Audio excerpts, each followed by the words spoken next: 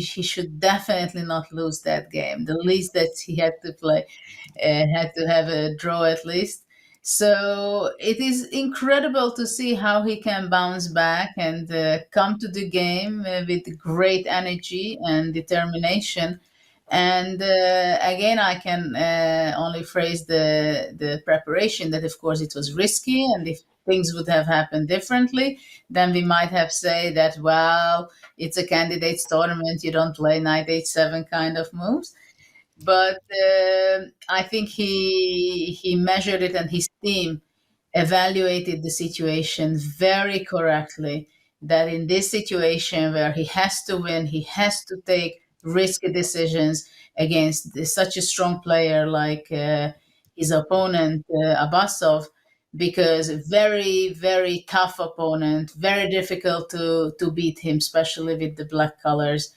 So he had to do these risky moves, but he went all the way. He played all these more than 6 hours. He was fighting it out.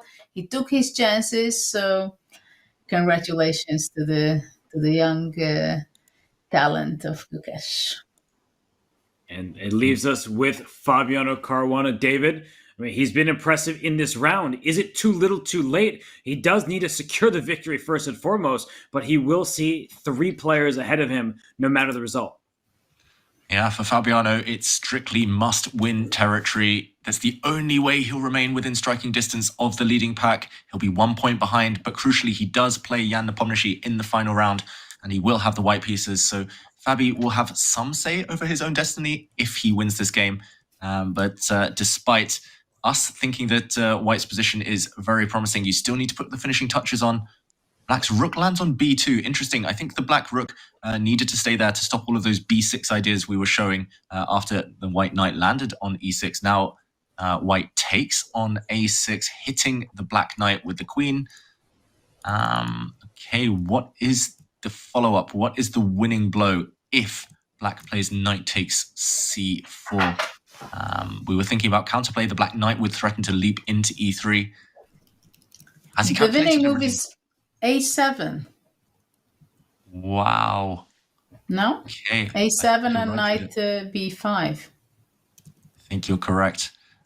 Instead, Vidit, we should mention the clock. He's down under 1 minute. He plays knight back to c6, not wanting to see any trouble against his knight or any trouble against the black king.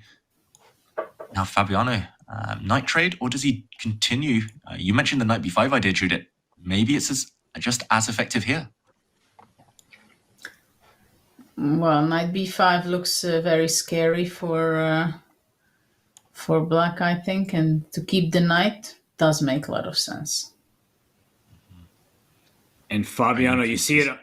You look at him right there, though. He just looked, I think, at the score sheet, maybe. He's looking at the clock. He needs to make sure that he gets his moves off in time. But look at the position. Queen g8 check, hoping for the black queen to block. And actually, no matter how you block, I think it's a forced win. You take the knight with check first and use that little a-pawn to distract the black king. That's just game over. Yes, exactly. He's got it. What a blow. Great full board awareness, back rank check, driving the black king away or piece in the way. Yeah, he's found it. He is going to wrap this up. Judith, just why did we doubt him?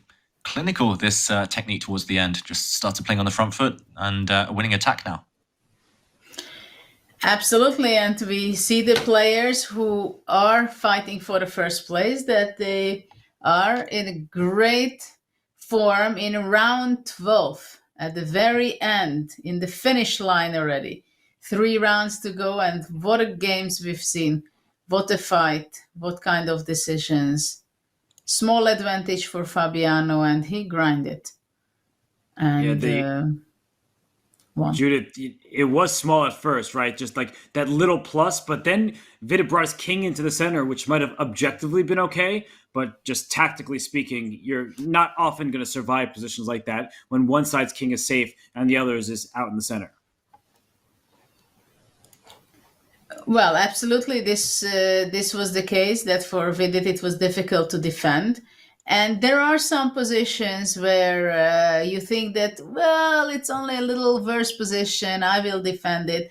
But there are situations like this game also that it's very difficult to hang on. You know that you play against Fabiano, who is a very strong player with incredible experience.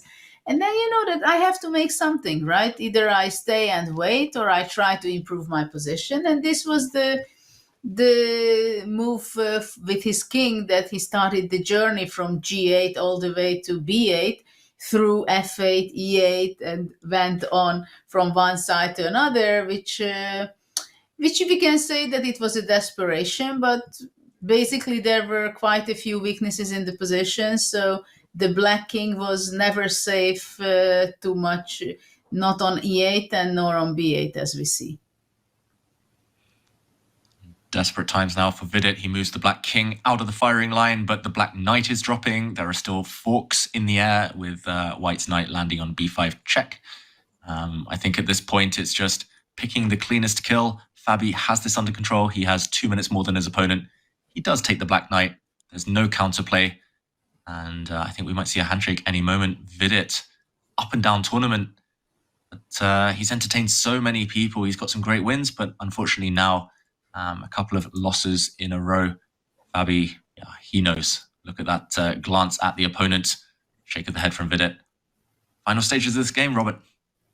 Yeah, you see, for Vidit Gujrathi, he's proven that he can beat some of the best players on the planet. He took down Hikaru Nakamura twice. In fact, if it weren't for Vidit, and the handshake is there, Fabiano Caruana beats Vidit Gujrathi, and that means that we have 3 players in first place with 7.5 points, and Fabiano Caruana gets to 7, just a half point behind. He defeats Vidit Gujrathi in what at first was a small positional advantage, then became a tactical affair, and Fabiano Caruana heads into the rest day with a new lease on life in this tournament. Jan Nepomniachtchi, the sole leader, only drew his game. Fabiano entered a full point behind. Now he's just a half point behind. Judith, 4 players have a legitimate chance to win the candidates and play in the World Championship. Well, I'm speechless. It's just so exciting what we've been witnessing today and in previous rounds as well, with those so many excitements. And of course, there are a lot of mistakes in the candidates, but people cannot imagine what kind of stress level they have to live and do this 2 weeks, more than 2 weeks of competition.